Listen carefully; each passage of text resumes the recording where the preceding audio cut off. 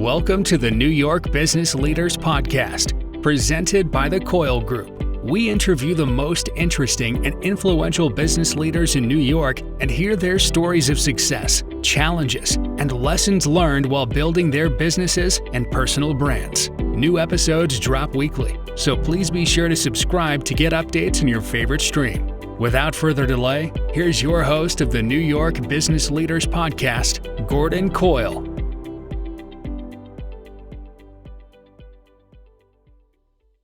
Welcome back to the New York Business Leaders Podcast. I'm your host, Gordon Coyle. Today, I welcome my friend Mitchell Fink to the show. Mitchell is a consummate storyteller, and boy does he have some good stories that he's shared with me over the past few years. As a gossip columnist in both Hollywood and New York, Mitch has met some amazing people during his career and had intimate conversations with stars and movie moguls that resulted in wonderful columns and newspaper articles. During our conversation, he gets into how he met interesting stars and got their stories.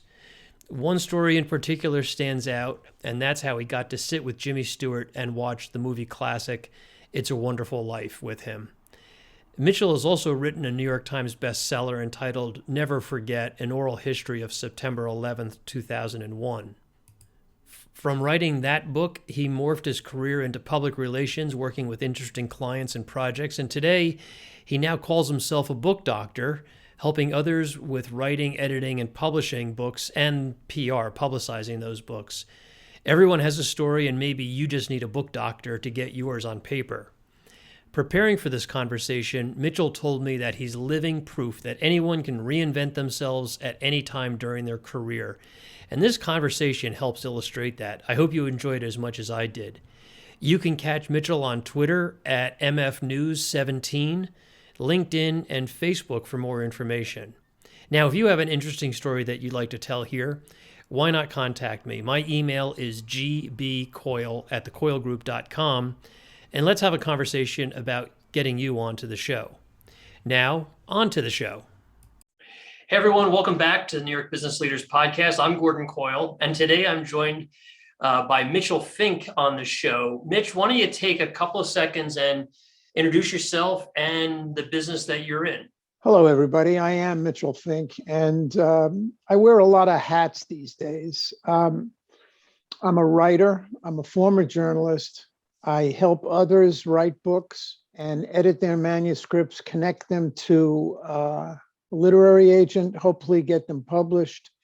And then at the end, I'm standing there ready to do their PR because I've also been doing PR. I've had my own company with a partner since 2015, and I was doing PR before that, probably since around 2005 or 2006. So I've had a lot of great conversations with Mitchell, and he's got some fantastic stories. I hope he has time to share one or two of them with us. And I'd like to kind of go back in your career. You started as a gossip columnist, correct? No, I actually didn't start as a gossip columnist. I started really as a rock and roll writer, which I was working at a trade magazine, a music trade magazine in New York called Record World. And I eventually became the editor of that magazine. And then some years later, I wound up moving out to Los Angeles and got a job at the Los Angeles Herald-Examiner, which was the #2 paper in LA next to the LA Times. And I started writing a column once a week, a music column. And then I was around, I said, because they gave me no money. They gave me $100 a column, $100 a week.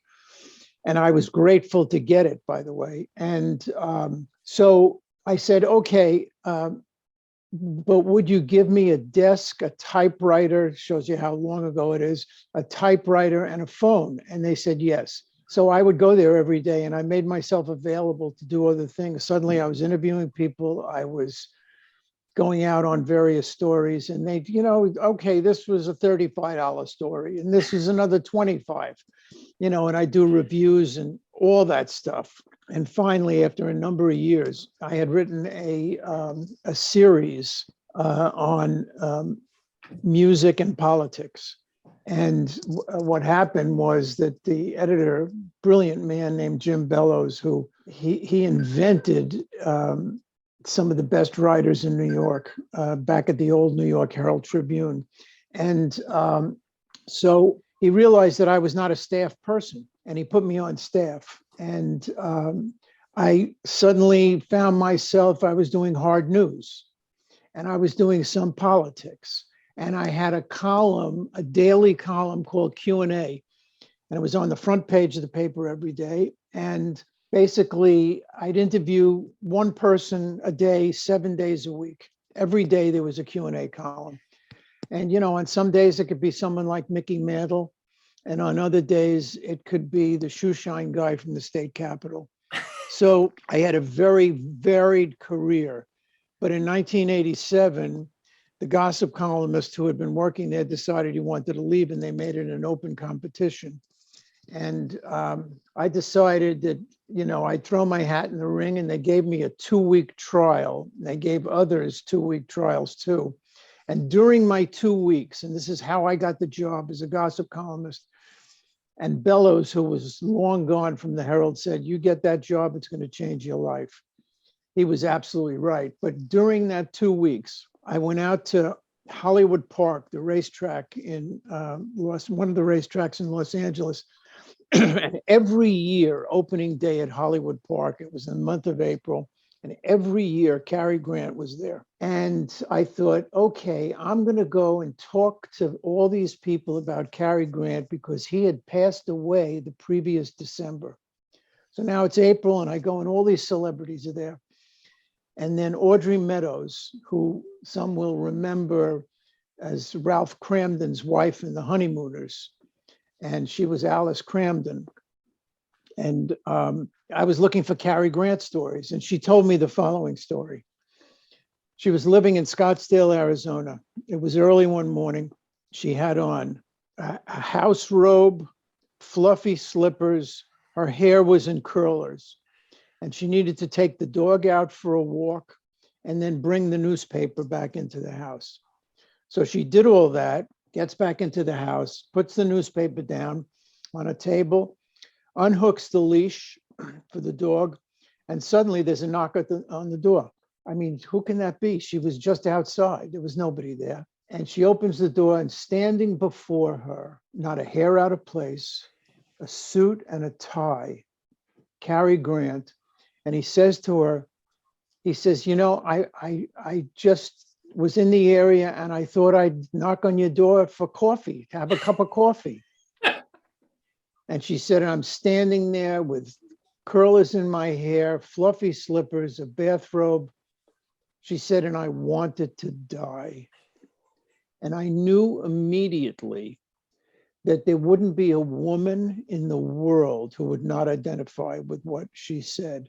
And it turned out that the person selecting the next gossip columnist was a woman. And she was the features editor, Andrea Herman. And that's how I got the job. And Bellows was right, it changed my life. And suddenly, I'm writing 5 columns a week, 5 or 6, I forgot now how many, 5 or 6 columns a week.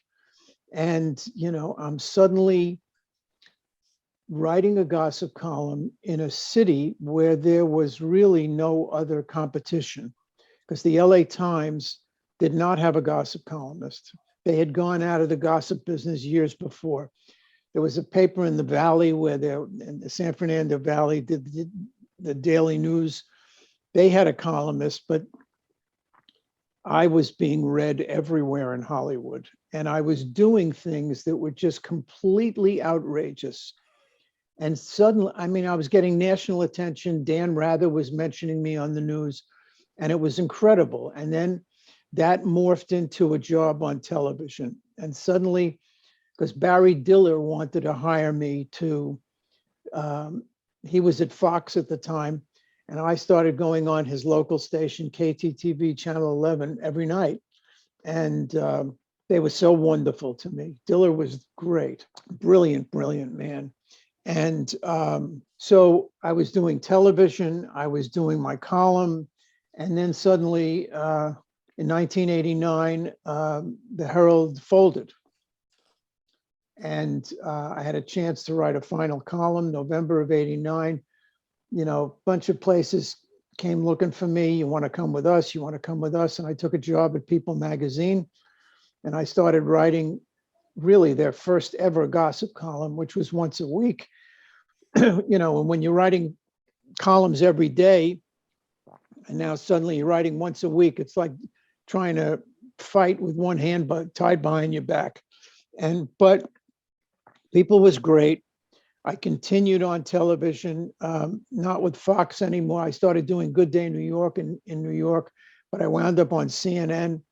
And I was also, I did stuff. I had a job for a time on Channel 2 in New York, WCBS. And so I had a lot of television exposure. I had a lot of newspaper exposure. I had international exposure because I was doing incredible things. I was doing great work. And in 1998, the Daily News in New York came calling. Do you want to write a daily column? Yes, I do. And I did. And that was for a few years. Were you still living in LA at the time? No, what happened was my wife really, really wanted to move back to the East Coast. We're both from the East Coast. She wanted to move back. And I suddenly ran out of excuses because I knew that People magazine would say, okay, you want to be in the New York office, you want to be in the LA, you can be in whichever office you want. We won't pay for the move, but you can be wherever you want. And so I came back. And, but when the Daily News gave me an opportunity to write a column 6 days a week, I jumped at it because, in New York is where the wars were, the tabloid wars. There's been much, much written about all of that, especially through those years. And, I thought I was on my way to becoming Walter Winchell. If anybody out there doesn't know who Walter Winchell was, he was a very, very powerful gossip columnist, and his outlet in New York was the Daily Mirror. And then the Mirror folded, and he had no New York outlet. He was syndicated all over the country, and I was just being syndicated all over the country from the Daily News. And so Winchell started going to the clubs at night, passing out, here's a word that no one's used in many years, mimeographed copies of his column, so people in New York could read it. And it was such a pathetic story that I knew no matter what happens to me, I will never be as powerful as the publication, never. And so, but everything was going along really smoothly. I was breaking a lot of stories. I had page one story, they take some item of mine and they say, oh, this is a huge story. We want to put it on page one. I had many, many page one stories at the Daily News. And then an amazing thing happened. And that was September 11, 2001. Before we get into that, let me just take a big step backwards, because you were a younger man when you were approaching celebrities like at the racetrack in LA, right? Yeah. Where did that come from? Like, where did the gumption come from to just walk up to a celebrity and start asking them questions? That was the job. That's what the job entailed. Ever since I had been a journalist, I learned how not to be bashful. And I found over years, when it comes to famous people, and I have a million stories with famous people, about famous people, really famous people, presidents, in fact. And I always divided famous people up into two categories: those who would stand and talk to me, and those who ran for the hills. Because there were certainly many, many people over the years who just saw me coming and turned the other way. And I get it. And what's very interesting, it's a great story about access, because people like me could not exist unless there was access. And there's a funny thing about journalists, and this holds true even today. If you get the access, you treat that access so carefully and you really make it balanced. You really, really tell a balanced story. But when someone doesn't talk to you and you now have to depend on sources, it becomes a completely different game. And you wind up, through no fault of your own sometimes, treating people in a harsher light that don't give you the access. You know, a perfect example is Donald Trump in the 90s. Donald Trump in the 90s, would go to the opening of an envelope if it meant his name would be in the paper the next day. And he went everywhere. And so, in many of these columns, you write bold-faced names. There's a story, but all these other people were there. So you put their names, Donald Trump. And, he used to return my phone calls. He did that with all reporters because he thought that he'd get a better shake. And he was right. He did get a better shake. He did. Mm-hmm. And, which is why to this day, he cannot stand not being in the news. He lives for it. Yep. Totally understand that. So maybe going another step backwards, tell us about the rock and roll deal. Like, who were you meeting back then? And do you have any interesting stories about the rock and roll days? I don't know. You want me to start with the Rolling Stones or the Beach Boys or Let's go with Marvin? The Stones. The Stones. Oh, God. I had this idea. The Stones would be coming to LA on such and such a date. I sold my editors on this plan. If I go to Denver and see them before they come to LA, and I can interview them all, and we can run it in the week prior to them getting here, it'll be great. Every day there's a different Rolling Stone. And what year is this about? Oh, God. I'm putting you on the spot now. It's definitely the 80s. Okay. It's definitely the 80s. It could be. Wait a minute. It's not the 80s. Yeah, it is the 80s. Yeah. Because they were like on tour for like almost every year. They were releasing an album in the 80s. Yeah, it was definitely the 80s. Anyhow, okay. And their PR person at the time, I sold him on the idea of doing this. Can I do this? Yes. So I got reservations at the hotel where they were staying. And the idea was I'd stay in my room.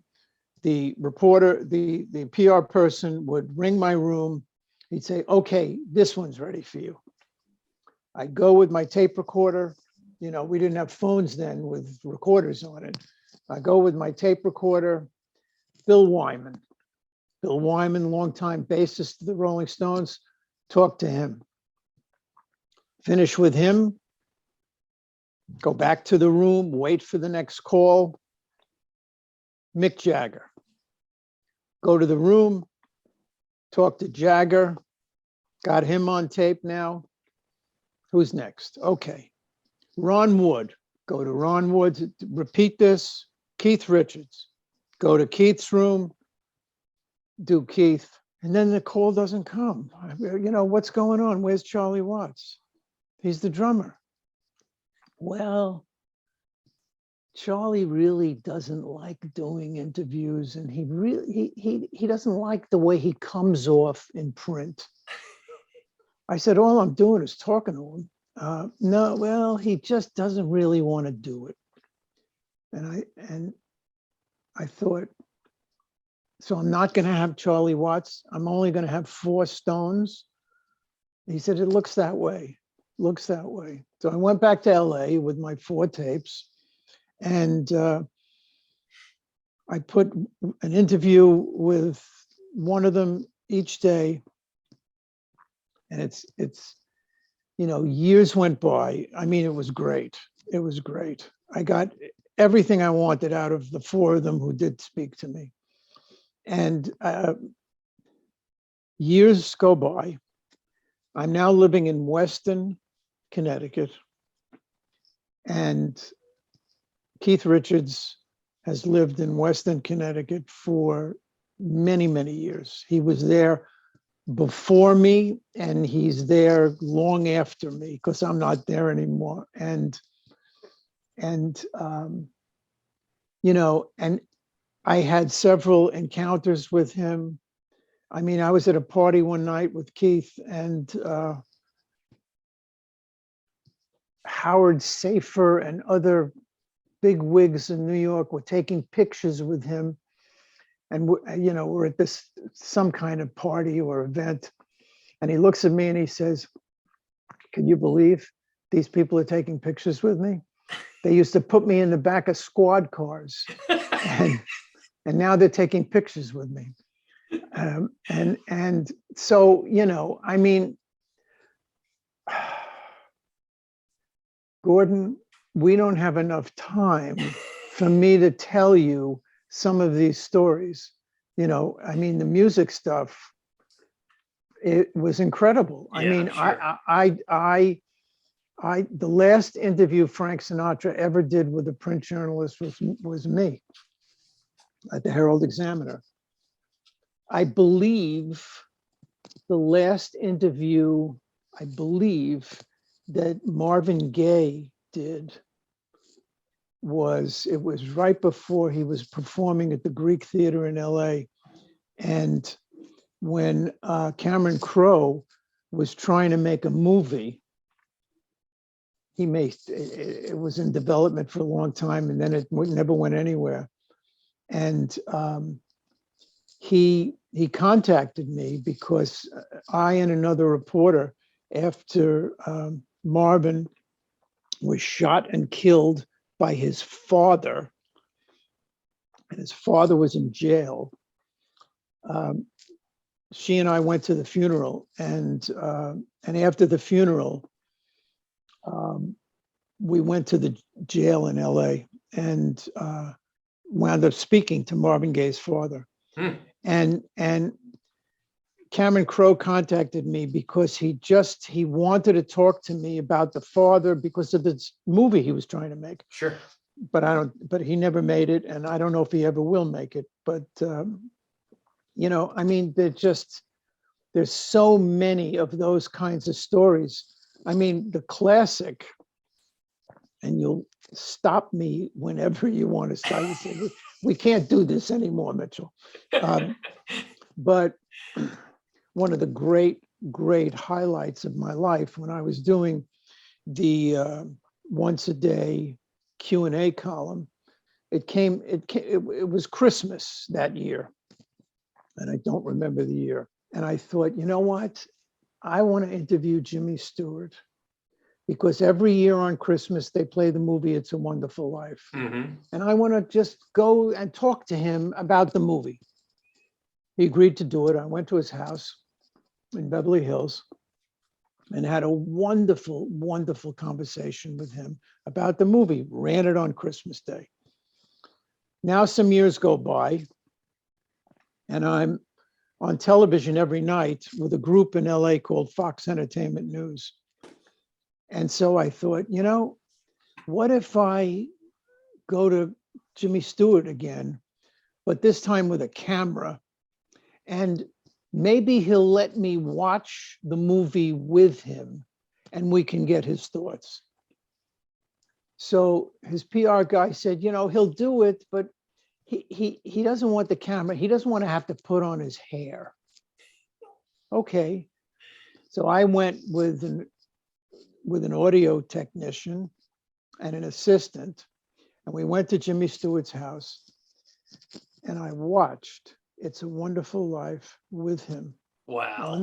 On the couch. There's a part in the movie, if you're a fan of that movie, Sure. and most people are, there's a part in that movie where he's at the bar. He's at his wit's end. All the money is gone. He doesn't know what he's going to do. And he's sitting at the bar, and he asks for God's help. And I'm watching it. And the character of George Bailey is tearing up as he's doing this. And I'm watching the movie, and I turn to my right, and James Stewart is crying. And he got so caught up as a viewer, not so much that was him, but as a viewer, he was so caught up in the story. And he admitted to me during this session we had that he had not seen the movie in years. Wow. You know, I remember the first time I was at his house, and I was talking to him about Clarence, the angel. And I said, what's his name, the actor? What's his name? And he walks over to where I was sitting. He reaches into a bookcase and he pulls out a book, and the book is the films of James Stewart. And he turns to It's a Wonderful Life, and he sees that the angel's name was Henry Travers. And he says, oh, it's Henry Travers, wonderful guy, you know. I mean, you know, I formed relationships with some of these people. I sat next to him at Donna Reed's funeral, sitting in a church in Beverly Hills next to James Stewart, because Donna Reed, who played his wife in that movie, he loved her. He was crazy about her as a person. And, you know, and I'm sitting there. It's like, how did all this happen, you know? And it happened because I think the ideas that I had and the stuff that I wanted to do, I knew readers would connect. I knew it. And, you know, because at the end of the day, I'm like every man. You know, I know what gets me going. And if it gets me going, it can get millions of people going, you know. And I'm not trying to tell people how to behave, what to do, how to act. I just know that when I'm in the presence of something that I think is a story, it's a story. Yeah, that's some phenomenal stories right there. So let's fast forward to back to where we were, September 11th. Mm-hmm. Why don't you take it from there? My world changed completely. I mean, everyone's world changed. Yep. And nobody at that point could care about gossip.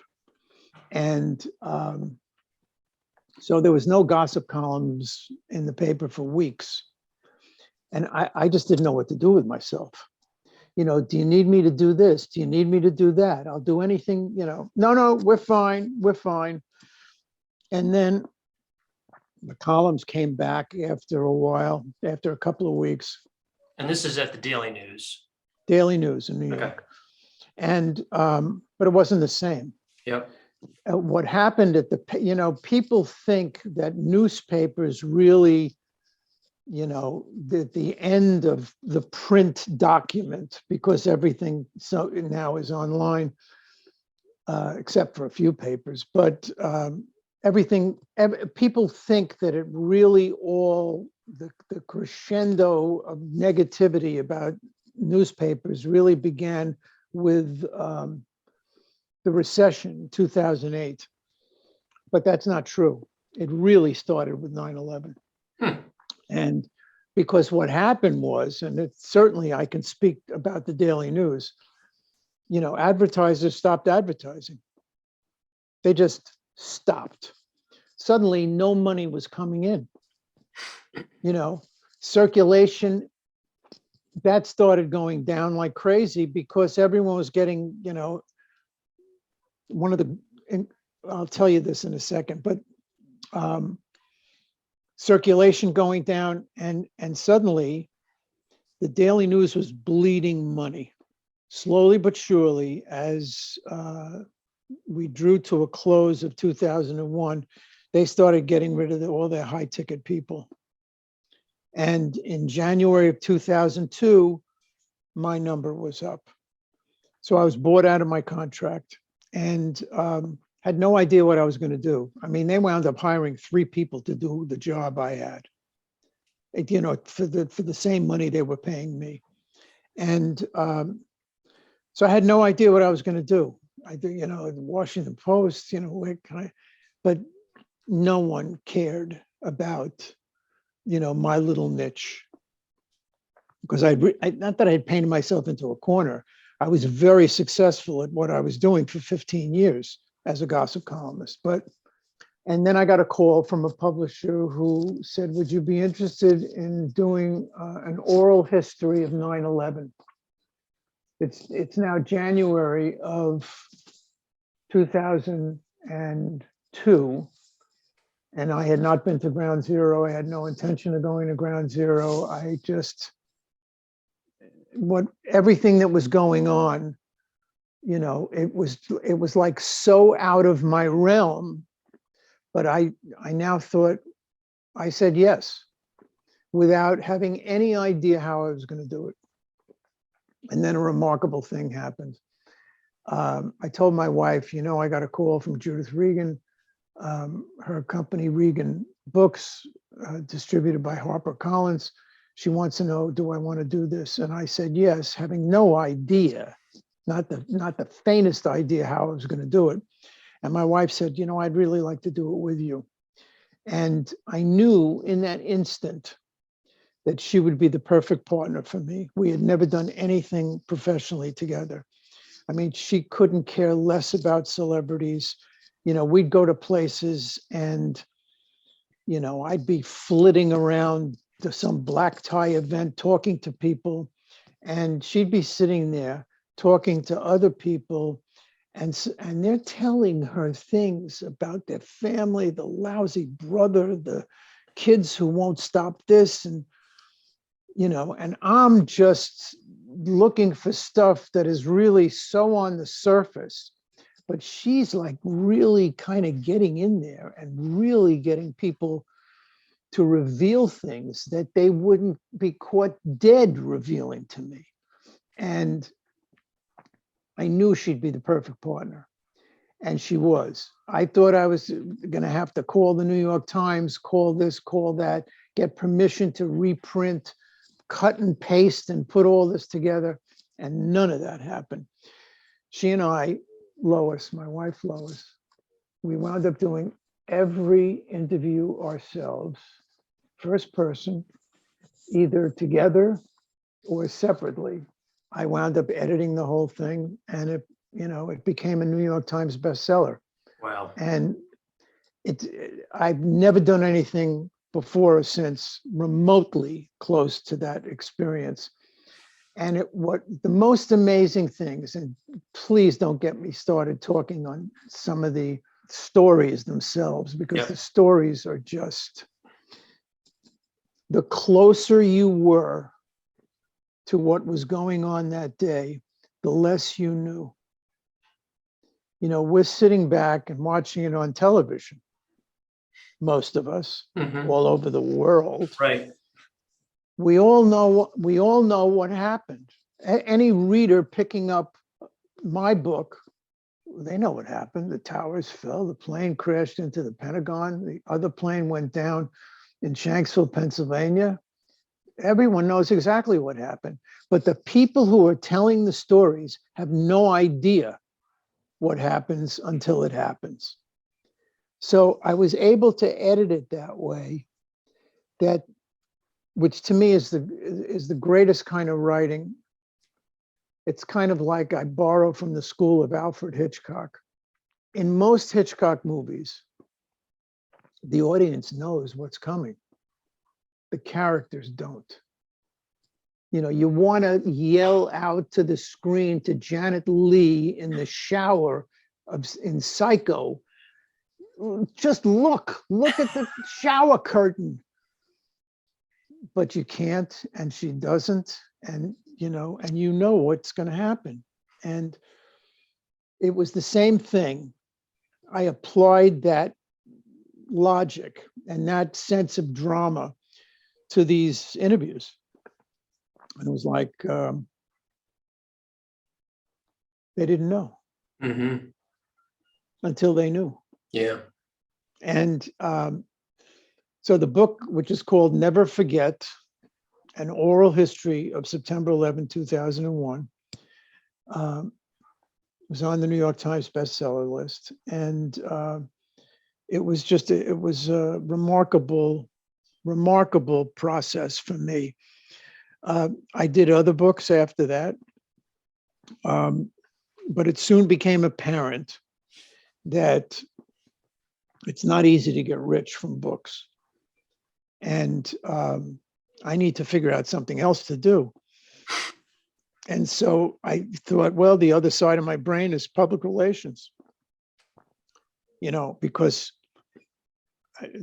I dealt with many seriously talented PR people and also many awful idiots. But I learned so much about it, because it's like, there I was as a journalist, on the buy side of economics. It may not be money, but you're trying to pitch me on a story. Right. So if I think it's a good story, I'm going to do it. If I don't, I don't. Now I'm on the other side, and I'm the one doing the pitching. You're on the sell side. I'm on the sell side. It better be a good story. So, my first client, God bless him, he's still a dear friend today, Steve Madden, the iconic shoe designer. He was now out of jail. If you saw The Wolf of Wall Street, there was a character, Steve Madden, because a childhood friend who was associated with Jordan Belfort, who was considered the Wolf of Wall Street, played by Leonardo DiCaprio in the Martin Scorsese movie, childhood friend called Madden. Madden had this little shoe company.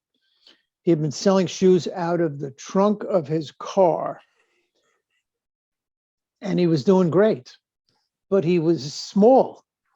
And here comes his childhood friend, said, "We can take you public." It was like, are you kidding me? He's gonna get all this money and go public. He jumped at it. He took the money and he expanded his business. He hired more people. He had a store. He had this, he had that. Brilliant, founding a company, being the head designer, and living, breathing shoes. Slowly but surely, this company started to really grow. And he got caught up in what this pump and dump stock brokerage company was doing. And, suddenly there are bags of money all over the place. All these companies that they took public, most of them never mattered at all. His was the only company that did. The only company. All these other companies just folded. They pumped up the stock. All the brokers got out. The people that they, kind of swindled into giving them money. And Steve got caught up in it, and feds came to him and, tried to make it easy on him to rat out other people. He was ratted out by people, and he wouldn't do it. He went to jail. And he was not a snitch. He just went to jail. He wound up doing more time than anyone else connected to that whole thing. 41 months, I believe. And he's now out of jail. And, his company kind of they were treading water while he was away. And he came out, and the company just really took off. And I started with a dear friend of mine who used to be an editor of mine in Los Angeles at the Herald Examiner. He had a PR company, and I had nothing. I was just a guy trying to figure out what I was doing with my life. And so I did it with him and his company, and we started doing very well for Steve. And I was associated with Steve for many years. And I wound up producing, along with two other people, a documentary on him that became, did very well on Netflix. Came out in 2018, called Madman, Maddman, the Steve Madden story. And So suddenly, I produced this documentary, the PR thing is going okay, and now comes the pandemic. I had many great PR accounts, by the way. And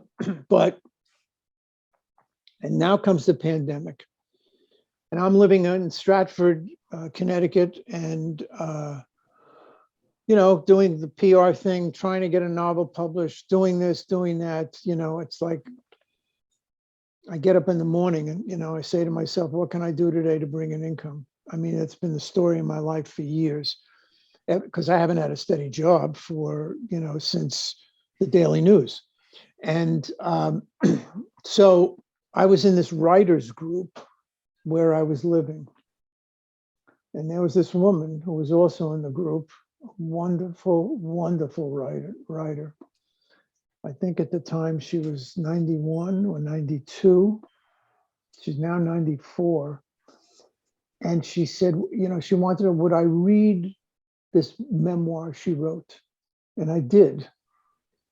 She grew up in occupied Holland during World War II. And she wrote this incredible story about this teenager in this family, an older brother, parents, and what it was like to live under Nazi occupation from 1940 to 1945. It was not pretty at all. Friends of hers, Jewish friends of hers, suddenly disappearing. And, the Germans were literally like shooting Dutch people, having it wasn't even a question of whether they were Jewish or not Jewish. If they didn't like an answer you gave on the street, they would shoot you dead in the street. It was unbelievable. So she did this book. I said, this is extraordinary, but it really needs to be restructured. And I restructured it, I edited it, and she's now in the hands of a literary agent who's out with it. I'm hopeful she'll sell it.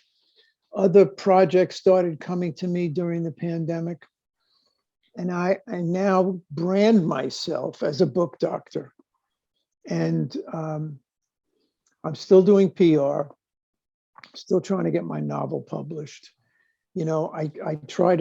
I talk to a lot of writers, aspiring writers. I've become more active, God help me, on social media.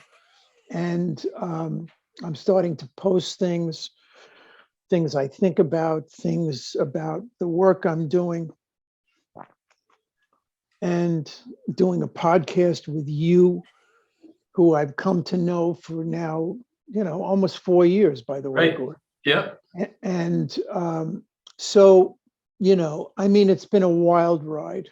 We're living in Florida at the moment, and we had to pull up stakes in Connecticut. Everything of ours is in storage there, because when we sold our home in Weston, we decided to rent, and we were renting, and then suddenly, during a pandemic, the landlord, with whom we got along great, said he wanted to occupy the premises with his wife and claim it as their primary residence, and didn't want to renew our lease. And if you know anything about the eviction moratoriums and all that stuff, that is one of the exceptions. Oh. So, I talked to a couple of lawyers, and they said, we can keep you in there for about a year, but eventually you're going to have to go. So we thought, okay, we started looking for a place. Prices were through the roof. Are we going to buy? Are we going to rent? What are we going to do? And we eventually, nothing really turned up that we really wanted or could afford. And so we have made our way down to Florida. We're renting here. We love it. Everything's in storage. The rub is that our kids are in the Northeast. And so we're not too sure. This is like my life. We're not too sure what the future holds, but it's okay. For today, it's really, really okay. I have a wonderful life.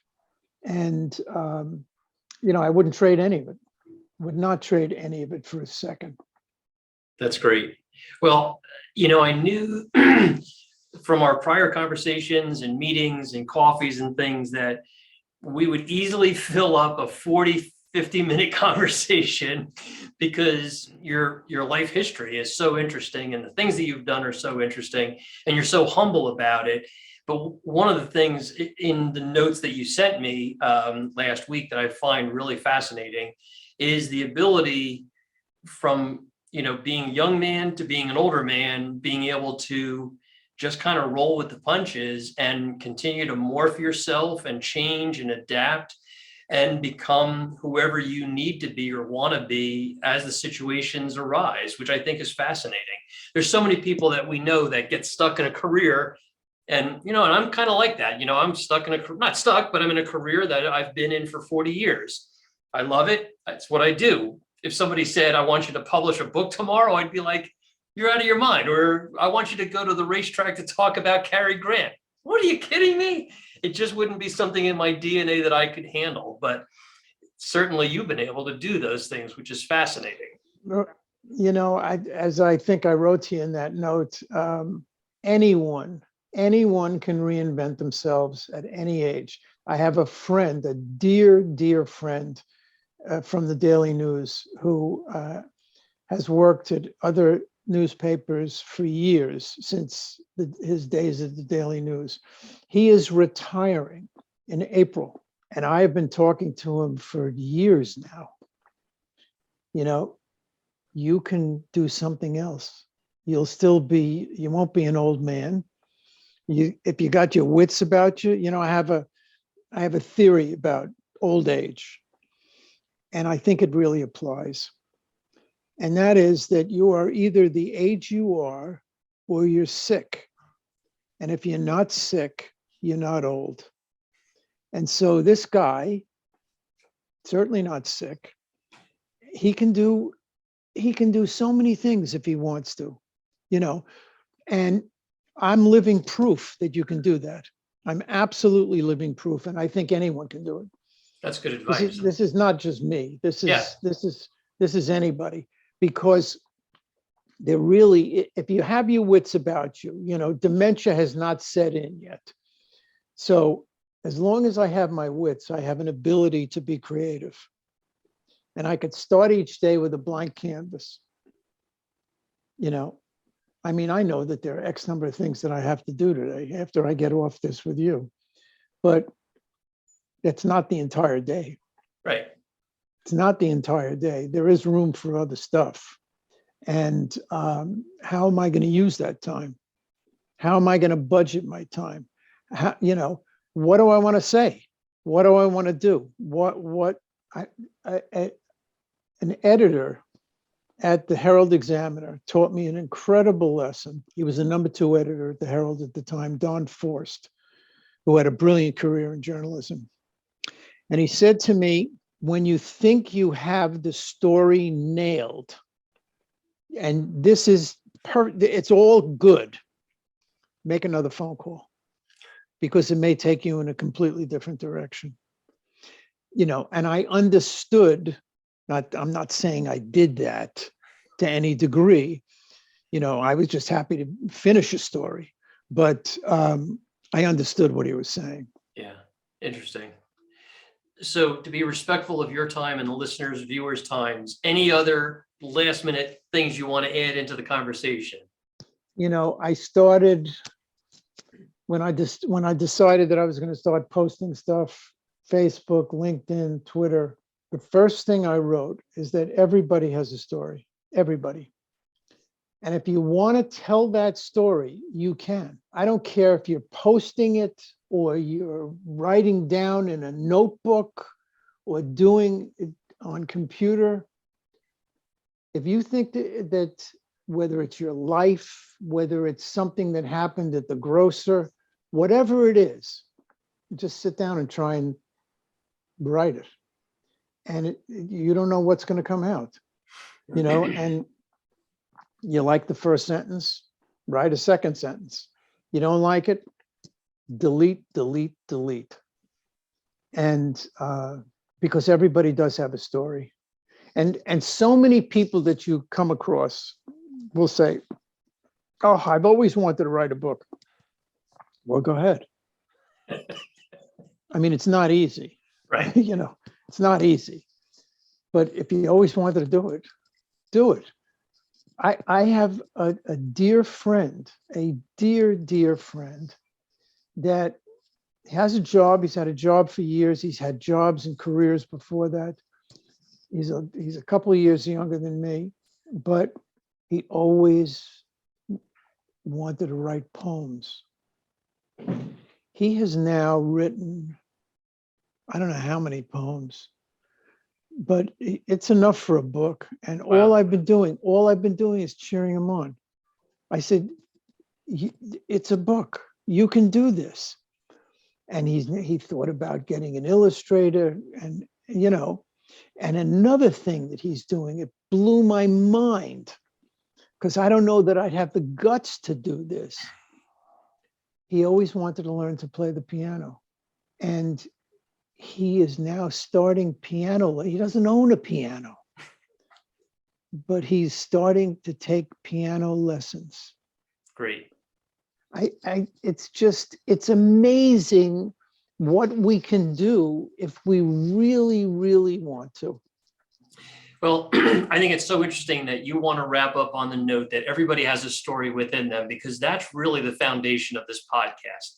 I think a lot of people have interesting stories, but they have no outlet to tell them.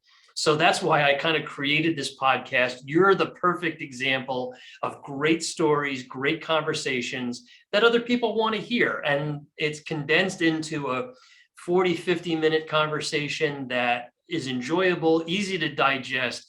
Watch it on YouTube, listen to it on your favorite podcast platform, wherever it is. So I just want to say I appreciate you, Mitchell, for being on the show, sharing your life experiences, and giving me and so many other people that are going to listen and watch this the knowledge that you can change, you can adapt, you can morph, you can do whatever you want if you put your mind to it. And it doesn't matter what stage of life you're in. So I'm grateful for those messages. I'm happy to be here with you, Gordon. Thank you. So if somebody wanted to reach out to you, maybe they've got a book in mind, they need a book doctor, like you had mentioned, how's the best way to reach you? Well, they could do it through Facebook. They could do it through LinkedIn. They could do it through Twitter. My Twitter is at MFNews17 is Twitter. Facebook, just, same thing with LinkedIn. And those are good ways to reach me. I mean, Great. I hesitate to just put my email out there, or God help me, my phone. Yeah, but those certainly would be a good way to get a hold of me. Sure. So I'll post. Or they could go to you. They could go to. I could become your agent. You want to get to Mitchell? Go to Gordon. Well, I'll put your social links in the show notes. So Mitchell, thanks again. It was a great conversation. I appreciate it. And if you have an interesting story that you'd like to tell in this podcast, contact me. My name is Gordon Coyle. My contact info will be in the show notes as well. And let's have a conversation and see if we can get you on the New York Business Leaders Podcast. Until next time, stay well. Thanks again, Mitchell. Thank you, Gordon. That's it for this week's episode of the New York Business Leaders Podcast. Be sure to subscribe so you don't miss next week's episode. In the meantime, find more interviews and resources at nybusinessleaders.com.